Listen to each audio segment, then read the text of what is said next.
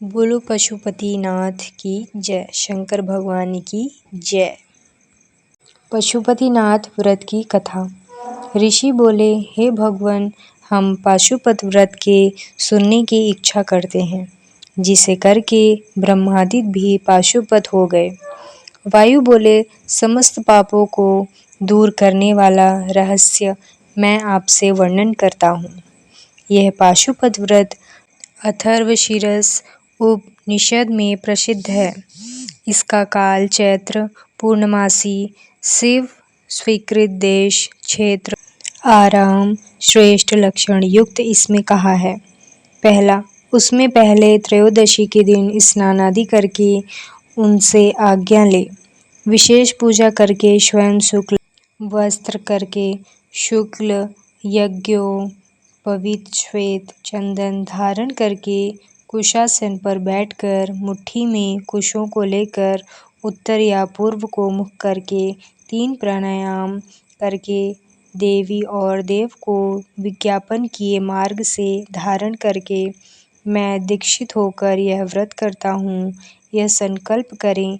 जब तक शरीरपात हो अथवा 12 वर्ष, 6 वर्ष, 3 वर्ष अथवा 12 मास तक 6 3 अथवा एक ही निमित्त विधि पूर्वक अग्नि को लेकर घी, समिध और चरु से यथा योग्य हवन करें। 1 से 10 पूर्व आहुति के उपरांत फिर तत्वों की शुद्धि के उद्देश्य से उन समिधा आदि का मूल मंत्र से हवन करें और यह तत्व मेरे देह को शुद्ध करे, ऐसा स्मरण करता जाए। पंचभूत तन्मात्रा, पंच कर्मेंद्रिय ज्ञान और कर्म से भेद से इनके 5 विभाग हैं। त्याचादि 7 धातु, प्राणादि, वायु, मन, बुद्धि, अहंकार, गुण, प्रकृति, पुरुष, राम, विद्या, कला, नियति, काल, माया, शुद्ध विद्या, महेश्वर, सदाशिव, शक्ति और शिव तत्व, यह कर्म से तत्व कहे हैं। इन विरजा मंत्रों से हवन करके वाला पाप रहित हो जाता है, शिव जी के अनुग्रह को प्राप्त होकर ज्ञानवान हो जाता है। फिर गोबर लाकर उसका पिंड करके मंत्र पढ़कर सूंघकर उसे अग्नि में रखकर उस दिन व्रती फिर प्रातःकाल चतुर्दशी के दिन सब पहले दिन का कृत्य करके होम के पीछे रुद्राग्नि को शांत करके यंत्रपूर्वक भस्म ग्रहण करें। फिर जटा युक्त और मुंडित या केवल शिखा मात्र धारण किए हुए इड़ा पिंगला के बीच में सुषुम्ना है। यह मल रहित ब्रह्मस्वरूपिणी नाड़ी है।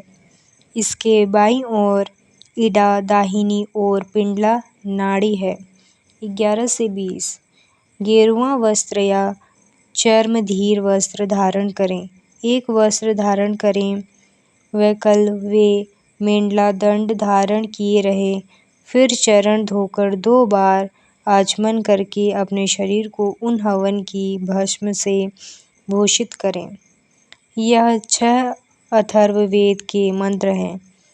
इनसे सिर से लेकर चरण तक स्पर्श करें। फिर इसी क्रम से सर्वांग में भस्म लगाएं।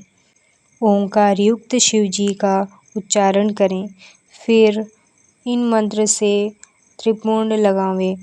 इस प्रकार शिव भाव को प्राप्त होकर शिव योग का आचरण करें। तीनों संस्थाओं में इस पाशुपत व्रत को करें। यह मुक्ति भक्ति का देने वाला पशुत्व दूर करता है। इस पाशुपत व्रत से पशुपन त्याग करें। लिंग मूर्ति सनातन महादेव जी की पूजा करें। 8 दलों का स्वर्ण का कमल 9 रत्नों से अलंकृत करके कर्णिका और केसर के सहित पद्मासन की कल्पना करें। एक ऐश्वर्य होने पर करें तथा इसके अभाव में लाल श्वेत कमल स्थित करें। यदि यह भी न हो सके तो केवल भावना का कमल स्थित करें। उस कमल की कर्णिका में एक छोटी सी लिंग मूर्ति स्फटिक की स्थापित कर क्रम से पूजन करें। उस लिंग को विधि पूर्वक स्थापन कर और शुद्ध कर पंचमुख के प्रकार से आसन मूर्ति को कल्पना करके पंचगव्यादि पवित्र विस्तार पूर्वक यथा योग्य सहस्त्र कलशों से स्नान करावें। गंध द्रव्य कपूर चंदन आदि कुमकुम यह सब वस्त्र वेदी सहित लिंग को चढ़ाकर भूषण से भूषित करें। बिल्व पद श्वेत पद्म नीलकमल तथा दूसरे सुगंधित पुष्प पवित्र श्रेष्ठ बिल्वपत्र चित्र दूर्वा अक्षत महापूजा के विधान से यथालाप पूजित करके धूप दीप अर्घ्य नैवेद्य प्रदान करें। इस प्रकार शिवजी को निवेदन करके कल्याण की प्रवृत्ति करें और जो न्यायपूर्वक उपार्जन की हुई अपने को इष्ट वस्तु हो वह सब द्रव्य इस व्रत में विशेष कर देने चाहिए। श्रीपत्र उत्पल और कमल सहस्त्र चढ़ाने चाहिए अथवा कमती संख्या 101 चढ़ाने चाहिए। उसमें भी विशेषकर बेलपत्र को न त्यागें। एक ही सुवर्ण का कमल सहस्त्र कमलों से विशेष है और नीलोत्पलादि कमलें बेलपत्र के समान हैं और दूसरे फलों का नियम नहीं है। यथालाभ निवेदन करें। अष्टांग अर्घ्य श्रेष्ठ है।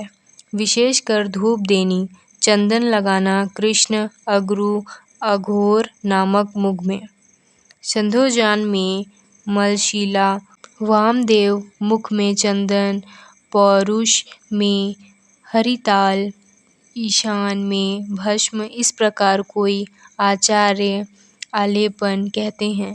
कोई धूपांतर के विधान से धूप नहीं मांगते हैं कि अघोर के मुख में श्वेत अगरु पुरुष के मुख में काला अगरु संध्योजान के मुख में गुग्गुल सौम्य के मुख में सुगंधित द्रव्य ईशान के उषिरादि की धूप विशेष करके देनी चाहिए।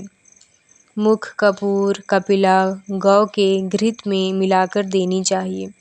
चंदन अगरु कष्टादि वह सामान्य कहा है। कपूर प्रति घी के दीपक देने चाहिए। इसके उपरांत प्रत्येक मुख की ओर अग्न और आचमन देनी चाहिए। प्रथम आवरण से क्रम से गणेश और कार्तिकेय का पूजन करना चाहिए। फिर ब्रह्मा प्रभृति अंगादि का पूजन करें। इस प्रकार प्रथम आवरण की पूजा करने पर दूसरे आवरण में चक्रवर्ती विघ्नेश की पूजा करनी चाहिए। तीसरे आवरण में भव आदि अष्टमूर्तियों का पूजन करना चाहिए। चौथे आवरण में महादेवादियों का तथा 11 रुद्रों की सब गणेश्वरों की पूजा करनी चाहिए। पद्म के बाहर 5 आवरण के क्रम से अस्त्र और अनुचरों के साथ 10 दिक्पालों की पूजा करें। ब्रह्मा जी के मानसिक पुत्र और सब ग्रह समस्त देव देवी का सर्व आकाशचारी सब पातालवासी और सब मुनीश्वर सब मुख्य योगीश्वर 5वें आवरण में मात्र कलाओं के साथ पूजें। गणों के सहित क्षेत्रपाल और यह सब चराचर जगत शिवजी के प्रति से शिवजी की विभूति जानकर पूजें।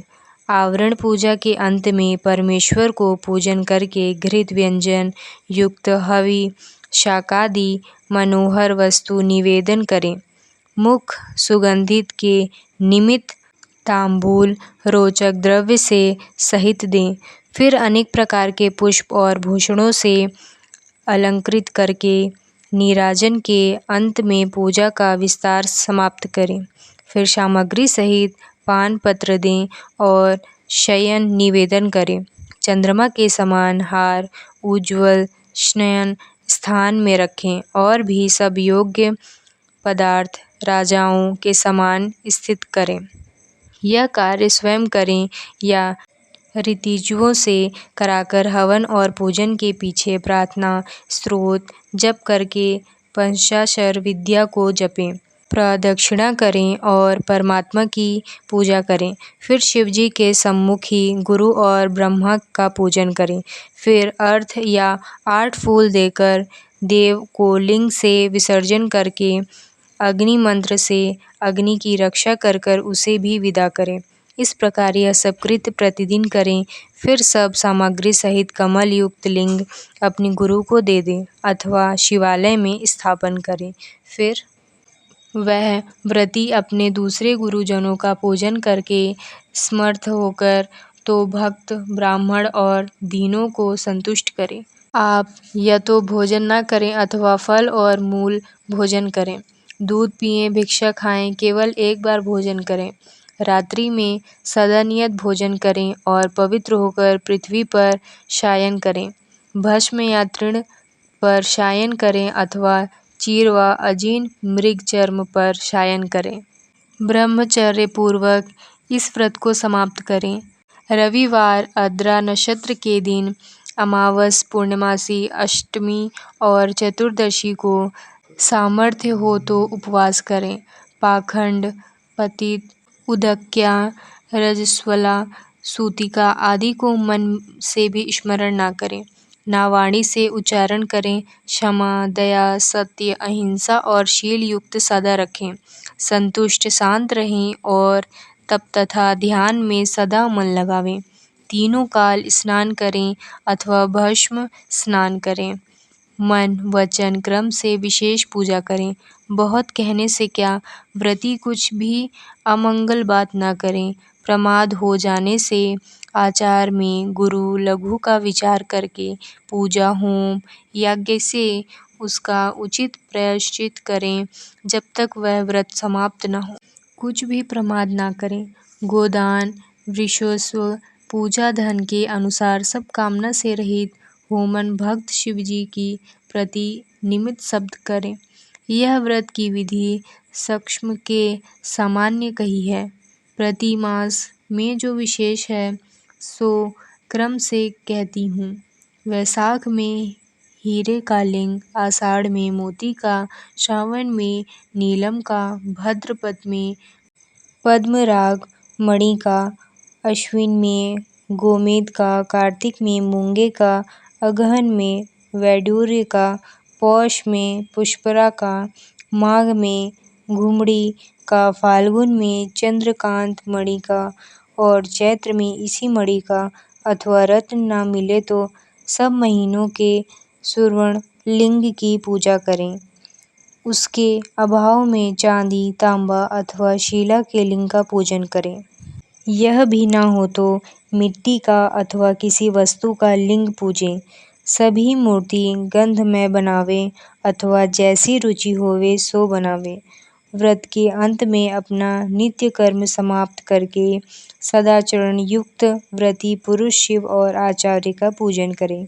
आचार्य की आज्ञा से पूर्व उत्तर मुख होकर बैठें। कुश का आसन, कुशा की हाथ में लिए प्राण अपान वायु को रोककर शक्ति के अनुसार मूल मंत्र को जप कर उमा सहित त्रमग्न देव का यान करके आज्ञा लेकर हाथ जोड़कर कहें, हे भगवान, आपकी आज्ञा से इस व्रत का त्याग करती हूँ। यह कहकर लिंग मूल से कुशों को उत्तर भाग में विसर्जन करें। फिर दंड, जटा, चीर, मेखला को भी त्याग करें। विधि पूर्वक आचमन करके पंचाक्षर मंत्र का उच्चारण करें। जो देहांत कर देहांत तक इस दीक्षा को सावधानी से करता है, इस व्रत को करता है, वह नैशिष्ट व्रती कहलाता है। वही आश्रमों श्रेष्ठ महापशुपाल व्रती कहलाता है। वही तपस्वियों में श्रेष्ठ और महाव्रती है। उसके समान मुमुक्षुओं के कोई कृत्य नहीं है। जो यति नैष्ठिक होकर यह उत्तम नैष्ठिक है जो 12 दिन तक भोजन न करके इस व्रत को करे, वह भी तीव्र व्रत के कारण नैष्ठिक के तुल्य हो जाता है। जो शरीर में घृत लगाकर इस व्रत को करता है, 2-3 दिन भी करता है, वह भी नैष्ठिक हो। कोई निष्काम होकर इस व्रत को करता है और उसने निरंतर अपनी आत्मा शिवजी को अर्पण की है, उसके समान कोई दूसरा नहीं है। विद्वान ब्राह्मण भस्म लगाकर महापाप से उत्पन्न हुए पापों से छूट जाता है, इसमें संदेह नहीं। रुद्र अग्नि का जो परम वीर्य है वही भस्म कहलाता है। इस कारण सब काल में भस्म युक्त वीर्यवान होकर जो पुरुष भस्मनिष्ठ है, अग्नि के संगम से उसे सब दोष दूर हो जाते हैं।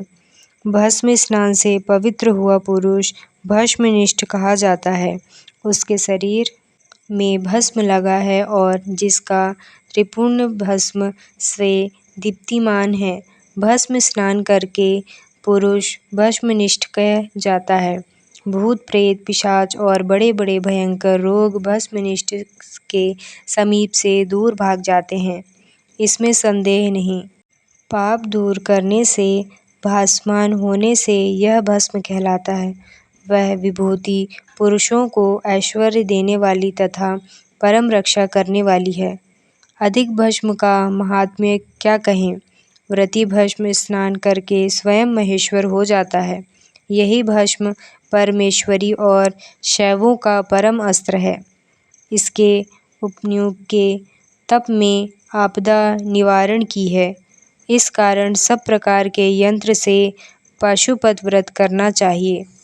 धन के समान भस्म संग्रह करना चाहिए और भस्म स्नान से प्रीति करनी चाहिए। ऋषि बोले, धौम्य के बड़े भ्राता उपन्यु ने बाल्यावस्था में दूध से निमित्त पद किया था। उसे शिवजी ने प्रसन्न होकर क्षीर सागर दिया, परंतु उस बालक को शिव शास्त्र की प्रवक्ता किस प्रकार प्राप्त हुई और वह किस प्रकार शिवजी का सद्भाव जानकर तप से निरत हुआ। तप करते समय उनको किस प्रकार ज्ञान प्राप्त हुआ और उन्होंने रुद्रागी के परम वीर्य भस्म से कैसे रक्षा प्राप्त की, सो कहिए।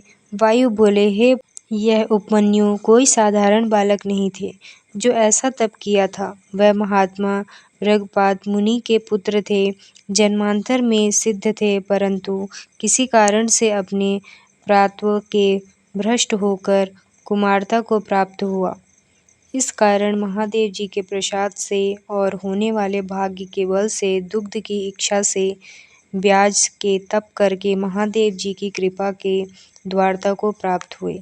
इसी कारण शिव जी के उनसे निमित्त गणेशत्व कुमारत्व के सहित दुग्ध का सागर प्रदान किया।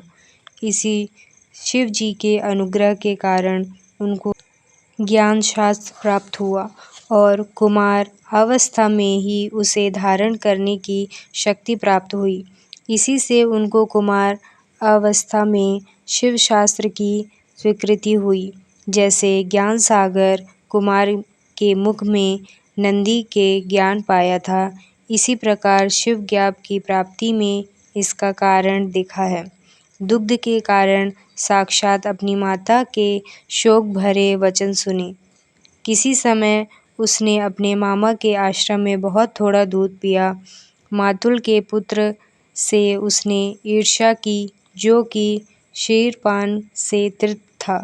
दूध पीकर मामा के पुत्र को आनंद से बैठा हुआ देखकर व्याघ्रपाद का पुत्र उपमन्यु प्रेम से माता से बोला। उपमन्यु बोला, हे माता, ये महादेव भागे, हे तपस्विनी, मुझे भी गौ का स्वादिष्ट दूध दो, मैं थोड़ा सा पी नहीं पाऊंगा। गरम गरम ला। वायु बोले। पुत्र के वचन सुनकर उसकी तपस्विनी माता व्याघ्रपाद की स्त्री बड़ी दुखी हुई। आदर से पुत्र को आलिंगन करके लड़खड़ाए अपने को निर्धन मानकर दुख से विलाप करने लगी। इधर महाकालिंतमान बालक उपमन्यु बारंबार दूध की याद करके बारंबार रोते हुए उससे दूध मांगने लगे। तपस्विनी दृढ़ स्त्री ने उसके हठ को जानकर उसकी शक्ति के लिए एक उपाय सोचा। जो बीज उस स्त्री से प्राप्त किए थे, उसको देखकर और पीसकर उस मनस्विनी से उसमें जल मिलाया। बेटा आओ, ऐसा साहसपूर्वक कहकर उसने आलिंगन कहके दुख बनावटी दूध दिया। वह बालक माता के दिए बनावटी दूध को पीकर व्याकुल होकर माता से बोला, यह दूध नहीं है। तब वह देखकर पुत्र का सिर सूंघकर दुखी होकर अपने हाथ में कमल समान नेत्रों के आंसू पोंछकर बोली, सब रत्नों से पूर्ण नदियाँ स्वर्ण पाताल में सबको प्राप्त हैं। यह जो भाग्यहीन और शिव भक्ति रहित है वे उन्हें नहीं देख पाते। राज्य स्वर्ग मोक्ष दूध से भोजन में वाणी प्राप्त कर नहीं सकते। जिन पर शिव जी प्रसन्न नहीं हैं, ये सब शंकर जी की कृपा से मिलते हैं, अन्य देवताओं से नहीं। अन्य देवताओं के मन में लगाने वाले दुख में व्याकुल होकर भटकते हैं। हम वनवासियों को दुग्ध कहाँ प्राप्त हो सकता है। हे पुत्र, कहाँ तो दूध के साधन और कहाँ हम वनवासी। सब प्रकार के अभाव से दरिद्रता से मैं भाग्यहीन हूँ, जो कि मैंने जल में पिट्ठी डालकर तुझे असत्य दूध बनाकर दिया था। तूने मामा के घर में औटा हुआ थोड़ा दुग्ध पान किया था, इससे तुझे स्वाद विदित है। उसको स्मरण करके मुझे दूध नहीं दिया, ऐसा कहकर रोता हुआ मुझे दुखी करता है। बिना शिव जी की कृपा से तुझको दूध प्राप्ति न होगी। उन्हीं शिव जी के चरण कमल की पार्वती और गणों से सहित आराधना करो। जो उनको भक्ति से कुछ भी स्मरण किया जाए, वह सब संपत्तियों का कारण है। हमने धन देने वाले शिव जी की पूजा नहीं की। वह कामना वालों को यथा योग्य फल देते हैं। धन के उद्देश्य से हमने पहले शंकर जी को नहीं पूजा, इससे हम दरिद्री हुए और तुम्हें दूध नहीं मिल सका। हे पुत्र, पूर्व जन्म शिवजी के उद्देश्य से या प्रभु विष्णु के जो उद्देश्य से जो दिया जाता है वही मिलता है। इस प्रकार माता का शोकादि का सूचन सत्य वचन सुनकर बालक होकर भी पश्चाताप करके हुए प्रबलता से बोला। उपमन्यु बोले, हे माता, शोक मत करो। यदि संभाव शिव हैं तो हे महाभागे शोक त्यागे सब भला होगा। हे माता, मेरे वचन सुनो। यदि महादेव जी हैं तो शीघ्र व देर में हैं, उन्हें प्रसन्न करके दूध का सागर ले आऊँगा, जो कि कभी घटेगा नहीं। वायु बोले, इस प्रकार उस महामती बालक के वचन सुनकर प्रसन्न होकर उसे बुद्धिमती माता बोली, हे तात, मेरी प्रीति बढ़ाने वाली शुभ वार्ता तुझमें विचारी। तू देर मत कर, सांब का भजन कर। परम कारण शिव जी सबसे अधिक हैं, सारा जगत उन्हीं का किया हुआ है। ब्रह्मा जी आदि उनके दास हैं, उन्हीं की प्रसन्नता से ये सब ऐश्वर्य है। हम उन प्रभु के दोस्त हैं, उन लोग के कल्याण करने वाले शंकर जी के सिवाय अन्य को मैं नहीं जानती। अन्य देवताओं को छोड़कर मन वचन कर्म से उन्हीं शिव जी को पार्वती सहित गणेश सहित परम प्रीति के भजन करना चाहिए। उन देवाधिदेव वरदाई मंगलदायी शिव जी का ओम नमः शिवाय यही मंत्र वाचक है। ओमकार सहित जो 7 करोड़ मंत्र हैं, वह इसी से लय होकर फिर इसी में ही निकलते हैं। अपने अधिकारी अपेक्षा से सुप्रसाद सहित वे मंत्र हैं, अर्थात अधिकारियों के अनुसार पृथक पृथक हैं, परंतु यह मंत्र ईश्वर की आज्ञा से सबसे अधिकार का है। जिस प्रकार शिव जी संपूर्ण उत्कृष्ट और निकृष्ट आत्माओं की रक्षा करने में समर्थ होते हैं, उसी प्रकार यह मंत्र है। यह मंत्र सब दूसरे मंत्रों से प्रबल है। यह सबकी रक्षा करने में समर्थ है, उससे परे फिर और इच्छा नहीं करनी चाहिए। इस कारण हे पुत्र, अन्य मंत्रों को छोड़कर पश्चांतर मंत्र जपने में तत्पर हो। यह मंत्र यज्ञ के अंतर्गत होने से फिर कुछ दुर्बल नहीं कर सकता। यह शैवों की रक्षा का हेतु परम दुर्बल अरोग शास्त्र है, वह इसी से उत्पन्न हुआ है। ऐसा जानकर उसमें तत्पर हो। तुम्हारे पिता के समीप में मैंने यह भस्म प्राप्त की है, जो विरजा अग्नि के उत्पन्न होने के कारण सिद्ध और महाआपत्ति को दूर करने वाली है। इसे लगाओ। यह जो तुम्हें मैंने मंत्र दिया है, इसको मेरी आज्ञा से ग्रहण कर। इसी के जप करने से तुम्हारी रक्षा होगी। इस प्रकार माता ने आज्ञा देकर शिवस्तु ऐसा उच्चारण करके विदा किया और मुनि उसी आज्ञा सिर पर धारण करके और प्रमाण करके तप करने में निमित्त चला गया। तब माता ने उसके प्रति वचन कहे कि देवता तेरा मंगल करे। इस प्रकार माता की आज्ञा से उसने दुश्चर तप करना आरंभ किया। हिमालय पर्वत पर प्राप्त होकर वायु भ्रमण करता हुआ 8 इष्टिकाओं का स्थान बनाकर मूर्तिका का लिंग निर्माण करके वहाँ गण और पार्वती के सहित महादेव जी का आवाहन करते भक्तिपूर्वक पंचाक्षर मंत्र से ही वन के उत्पन्न हुए पत्र और पुष्पों से बहुत काल तक पूजा करता हुआ परम तप और आरंभ किया। इस प्रकार शिवजी के मन में लगाए कृश शरीर उपमन्यु ब्राह्मण श्रेष्ठ को अकेले तप करते हुए देखकर मरीचि ऋषि के श्राप से पिशाचपन को प्राप्त हुए। कुछ मुनि राक्षस भाव से पीड़ित करके उसे तप से विघ्न करने लगे। वह उसने पीड़ित होकर भी किसी प्रकार के तप से करते हुए और सदा नमः शिवाय इस प्रकार आंतरण के समान शब्द करने लगा। उस शब्द को श्रवण करके वह ब्राह्मण कुमार उपमन्यु के तप से चराचर मुनि तथा जगत प्रदीप्त हुए। वायु बोले, तब सब देवता प्रदीप्त अंग होकर वैकुंठ में नारायण के पास हट करने गए। प्रमाण करके सब हल करने लगे। उनके यह वचन सुनकर भगवान पुरुषोत्तम यह क्या है, इस वार्ता को विचार कर और उसका कारण जानकर शिव जी को देखने की इच्छा में मंदर पर्वत पर गए और देव को देखकर प्रणाम करके हाथ जोड़कर बोले।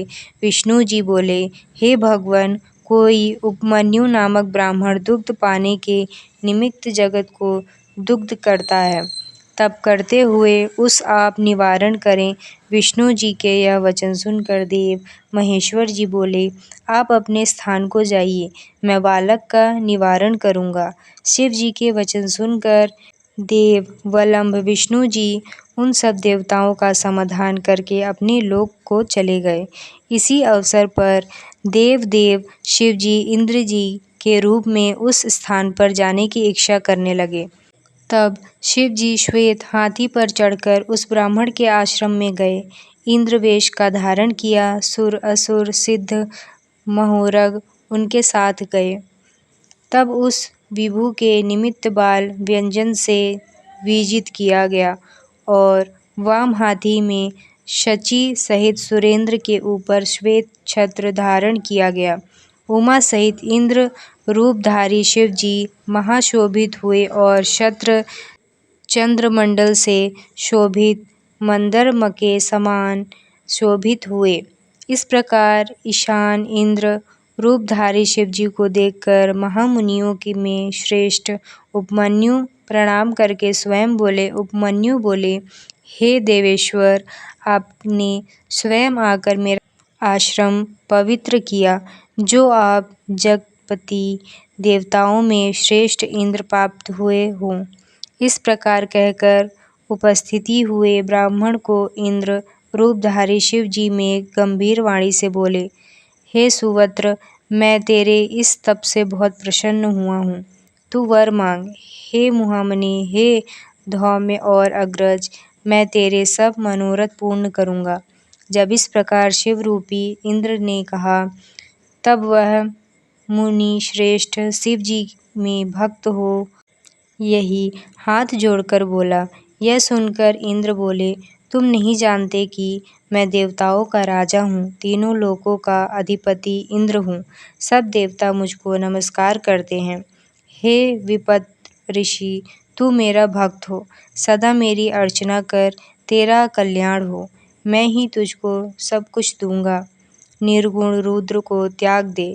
निर्गुण रुद्र से तेरा क्या कार्य बनेगा, जो देवताओं की पंक्ति से बाहर होकर पिशाचपे को प्राप्त हुए हैं। वायु बोले। यह सुनकर पंचाक्षर मंत्र जपते हुए वह मुनि धर्म में विघ्न मानकर इंद्र से बोले। उपमन्यु बोले, शिव निंदा से तत्पर आपने प्रसंग से महात्मा रुद्र का निर्गुणपन कथन किया है, पर सब देवताओं की अधिपति रुद्र को तुम नहीं जानते हो। ब्रह्मा विष्णु महेश के भी उत्पादक वे प्रकृति से परे हैं, जिनको ब्रह्मवादी सत असत व्यक्त रूप में कथन करते हैं तथा नित्य एक अनंत कहते हैं, उन्हीं से वर मांगूंगा। हेतुवाद से रहित संख्या योग के अर्थ देने वाले परम रूप हैं, ऐसा जानकर जिनकी उपासना की जाती है उन्हीं से वर मांगूंगा। सबके कारण शिव जी से परे कोई तत्व नहीं है। ब्रह्मा विष्णु आदि देवताओं से निर्माता गुण से वही विभु हैं। बहुत कहने से क्या है, यह बात मैंने भीली से जान ली है कि यदि शिव जी की निंदा सुनी जाए तो जान लो कि जन्मांतर से पाप किए हैं। शिव जी की निंदा सुनते ही उसको तत्काल मारकर उसी समय अपना देह त्याग दे, तो वह शिवलोक को जाता है। हे सुराधम, मेरी दूध की इच्छा यूं ही रहे, मैं तुमको शिवास्त्र से मारकर अपने देह को त्याग कर इंद्र को मारने का उद्यत हुए।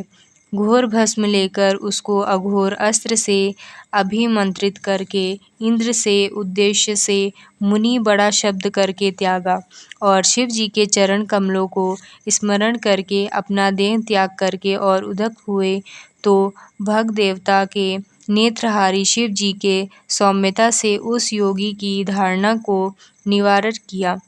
उस छोड़े हुए आरोग्य शास्त्र को शिव जी की आज्ञा से शिव जी ने प्रिय नंदी से ग्रहण किया। उस समय परमेश्वर ने अपने स्वरूप में स्थित होकर उस उपमन्यु को अपना चंद्रभाल रूप दिखाया। सहस्रों दूध के सागर, अमृत के सागर, दही घी के सागर, फल भक्ष्य भेज्यों के सागर तथा पुओं से पर्वत प्रभु ने उस बालक को दिखाए। जब उसने शंकर जी को देवी के साथ वृक्ष पर स्थित देखा कि जिनके चारों ओर गणेश्वर स्थित हैं और त्रिशूल आदि से युक्त हैं, तब देवताओं की दुदुम्बी बजी, फूलों की वर्षा हुई। विष्णु ब्रह्मा इंद्रादि देवताओं से सब दिशाएं आच्छादित हो गईं। इधर उपमन्यु भी आनंद के सागर में मग्न होकर भक्ति से नम्र होकर दंड के समान पृथ्वी पर गिर पड़ा। इसी अवसर में भगवान शंकर जी ने यहाँ आओ कहकर हंसते हुए उसे बुलाकर सिंह सूंघकर अनेक वर दिए। शिव जी बोले, हे पुत्र, तुम यथा योग्य भस्म भोज्य अपने बांधवों सहित सदा भोगो, सदा सुखी रहो, दुखों से रहित होकर मेरी भक्ति में तत्पर हो। हे महाभाग उपमन्यु, यह पार्वती तुम्हारी माता है। मैंने तुमको पुत्र बनाकर क्षीर सागर दिया है।